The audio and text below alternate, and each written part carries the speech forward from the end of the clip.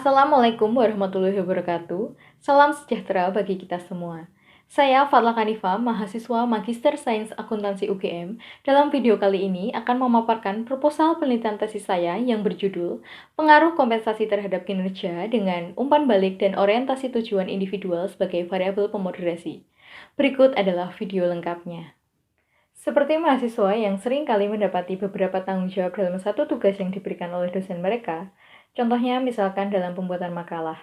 Selain mereka harus memilih isu yang menarik, menuliskan makalah tersebut secara benar, mereka juga harus mengumpulkan makalah tersebut secara tepat waktu. Berdasarkan penelitian Link Harris tahun 2018, ternyata karyawan juga sering mendapati pekerjaan dengan beberapa dimensi dalam sebuah organisasi. Contohnya, misalkan karyawan yang bekerja di sebuah perusahaan manufaktur, misalnya garment.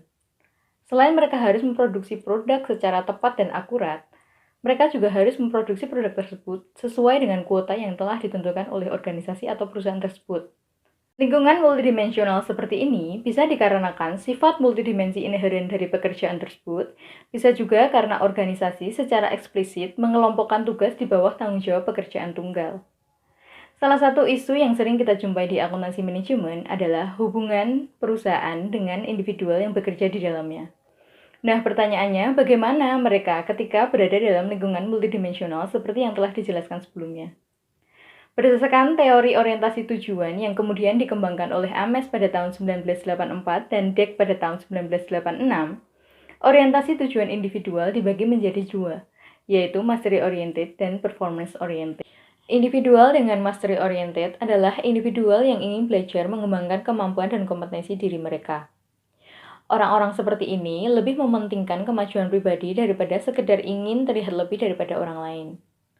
Di sisi lain, orang dengan performance oriented ingin mendapatkan keuntungan, mencapai nilai tertinggi, dan ingin terlihat lebih daripada orang lain. Orang-orang seperti ini cenderung akan mencapai tujuan mereka secepat mungkin tanpa memperhatikan proses belajar dan pengembangan diri mereka. Menjadi penting bagi perusahaan untuk mengetahui jenis orientasi individual orang-orang yang bekerja di dalamnya. Karena orang dengan performance oriented memiliki kecenderungan melakukan myopic behavior yang pada jangka waktu tertentu akan memberikan dampak buruk bagi perusahaan. Sebenarnya setiap perusahaan tentu telah memiliki sistem pengendalian manajemennya masing-masing. Tren penelitian terdahulu pun telah banyak yang membahas tentang bagaimana desain sistem pengendalian manajemen itu dibentuk dan diterapkan di sebuah perusahaan. Contohnya pada tahun 2016, Chris et al. Telah menemukan bahwa di dalam lingkungan multidimensional, seharusnya perusahaan tidak hanya menerapkan kompensasi saja, melainkan mengkombinasikannya dengan umpan balik sebagai upaya sistem pengendalian manajemen.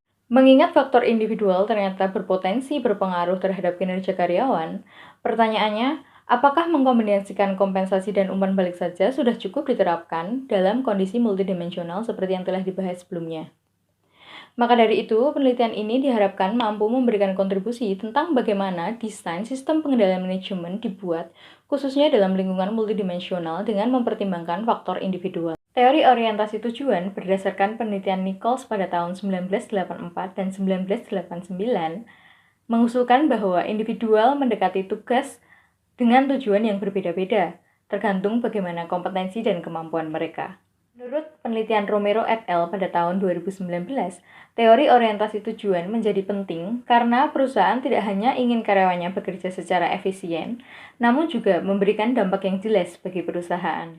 Penelitian ini disusun berdasarkan teori orientasi tujuan yang telah dikembangkan oleh Ames pada tahun 1984 dan Dweck pada tahun 1986 yang membagi orientasi tujuan individual ke dalam dua kategori yang telah dijelaskan sebelumnya, yaitu mastery oriented dan performance oriented. Untuk mempermudah pemahaman hipotesis dalam penelitian ini, saya akan menjelaskan beberapa variabel yang digunakan untuk mengeksekusi teori orientasi tujuan dalam upaya pengembangan penelitian sebelumnya ini. Kinerja dalam penelitian ini didefinisikan sebagai akibat dari orientasi seseorang dalam mengerjakan sesuatu, seperti yang diungkapkan oleh March pada tahun 1994. Sedangkan kompensasi dalam penelitian ini merupakan proses mempengaruhi perilaku melalui kompensasi insentif yang tidak memberikan umpan balik kinerja secara langsung, seperti yang diungkapkan Chris et al. Pada tahun 2016 yang kemudian dalam penelitian ini nanti disebut sebagai deferred compensation atau kompensasi yang ditangguhkan. Umpan balik yang dimaksud dalam penelitian ini adalah frequent feedback atau umpan balik yang sering diberikan atasan kepada bawahannya yang menurut Pihler et al. Pada tahun 2018 dapat meningkatkan reaksi penilaian secara positif. Dan yang terakhir, orientasi tujuan dalam penelitian ini adalah seperti yang dijelaskan sebelumnya, dua tipe orientasi tujuan individual yaitu mastery oriented dan performance oriented. Solusi yang sering diusulkan bagi organisasi untuk memotivasi karyawan di lingkungan yang multidimensional adalah dengan menggunakan kompensasi insentif. Berdasarkan pengertian dari masing-masing jenis orientasi tujuan individual yang telah dibahas sebelumnya, dapat disimpulkan bahwa karyawan dengan performance oriented akan cenderung berorientasi pada pengakuan dan penilaian. Sedangkan karyawan dengan mastery oriented akan lebih berhati-hati dalam mengerjakan suatu pekerjaan dan kurang begitu sensitif terhadap penilaian. Kedua tipe karyawan tersebut ketika dihadapkan pada tugas yang multidimensional dengan desain hanya satu tugas yang dikontrol dengan deferred compensation, maka karyawan dengan performance oriented akan lebih sensitif terhadap stimuli tersebut dan menunjukkan kinerja yang lebih baik pada dimensi tugas yang dikontrol dengan deferred compensation tersebut dibandingkan dengan mastery oriented.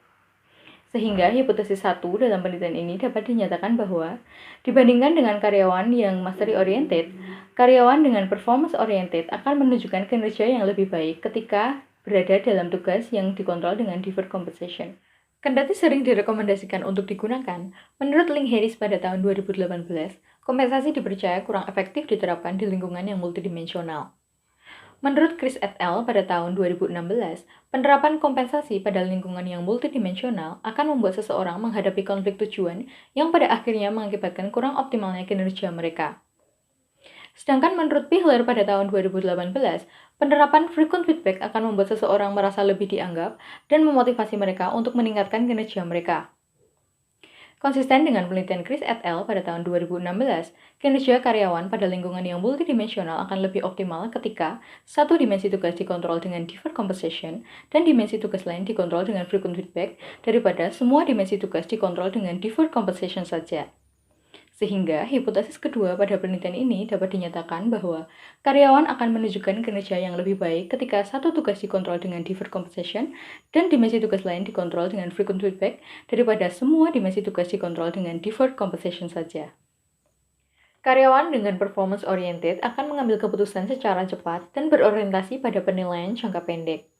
Sedangkan karyawan dengan mastery oriented tidak begitu sensitif terhadap penilaian jangka pendek. Hal ini mengindikasikan bahwa di dalam konteks tugas yang multidimensional ketika satu tugas dikontrol dengan deferred compensation dan tugas lain dikontrol dengan frequent feedback, karyawan dengan performance oriented akan lebih sensitif terhadap frequent feedback dan karyawan dengan mastery oriented akan menunjukkan kinerja yang lebih baik pada tugas yang dikontrol dengan deferred compensation. Sehingga hipotesis ketiga dalam penelitian ini dapat dinyatakan bahwa karyawan dengan mastery oriented akan menunjukkan kinerja yang lebih baik pada dimensi tugas yang dikontrol dengan deferred compensation, dan karyawan dengan performance oriented akan menunjukkan kinerja yang lebih baik pada tugas yang dikontrol dengan frequent feedback. Berdasarkan ketiga hipotesis tersebut, model penelitian dapat digambarkan seperti ini.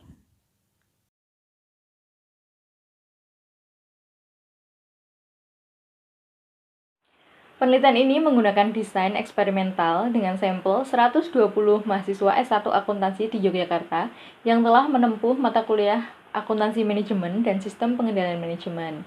Pengambilan data nantinya dilakukan dengan memberikan skenario dan penugasan kepada partisipan yang disajikan dalam sebuah situs web. Kemudian tugas multidimensional yang akan dimanipulasi nantinya adalah entry data dengan dimensi tugas, kecepatan, dan akurasi entry data. Penelitian ini menggunakan desain faktorial 2x3 between subject. Terdapat 3 jenis variabel dalam penelitian ini, yaitu kinerja sebagai variabel dependent, kemudian deferred compensation atau kompensasi yang ditangguhkan sebagai variabel independent, dan 2 variabel pemoderasi yaitu umpan balik dan orientasi tujuan individual. Mengacu pada pengertian variabel-variabel yang telah dijelaskan sebelumnya, kinerja dalam penelitian ini diukur melalui pembagian dimensi tugas entry data, yaitu akurasi entry data dan kecepatan entry data. Akurasi entry data diperoleh melalui formula total jawaban salah pada pretest dibagi jumlah soal pretest dikurangi total jawaban salah pada tes dibagi jumlah soal tes. Kemudian kecepatan dalam penelitian ini diperoleh melalui formula total waktu yang dihabiskan untuk mengerjakan soal pretest dibagi jumlah soal pretest dikurangi Total waktu yang dihabiskan untuk mengerjakan soal tes dibagi jumlah soal tes. Kemudian, deferred compensation dalam penelitian ini berupa bonus yang akan diberikan atasan kepada karyawan setelah 1 tahun bekerja. Sedangkan frequent feedback dalam penelitian ini berupa penghargaan atau pujian dari atasan yang diberikan setiap bulan kepada karyawan yang menunjukkan kinerja baik. Orientasi tujuan pada penelitian ini mengacu pada kriteria-kriteria yang telah diutarakan oleh Romero et al. Pada tahun 2019, yang kemudian dalam penelitian ini dijadikan treatment untuk partisipan dalam melakukan penugasannya nanti. Tahapan eksperimen dalam penelitian ini adalah yang pertama, pengenalan, yang kedua, pengisian lembar persetujuan partisipan, yang ketiga adalah manipulasi spesifik, yang keempat adalah tes pemahaman, yang kelima adalah pengisian entry data utama, dan yang terakhir adalah pengisian kuesioner pasca eksperimen dan pengisian data demografi. Teknik analisis data dalam penelitian ini yang pertama adalah uji kualitas data, dilanjutkan uji deskriptif data, kemudian uji asumsi ANOVA, dan yang terakhir uji hipotesis menggunakan ANOVA. Demikian pemaparan proposal penelitian tesis saya. Terima kasih atas perhatiannya, dan mohon maaf apabila ada kesalahan dan ketidaksempurnaan video ini. Untuk saran dan pertanyaan, silahkan tulis di kolom komentar, atau bisa juga kirimkan melalui email dan DM Instagram sesuai dengan informasi yang tertera pada kolom deskripsi video ini. Terima kasih. Wassalamualaikum warahmatullahi wabarakatuh.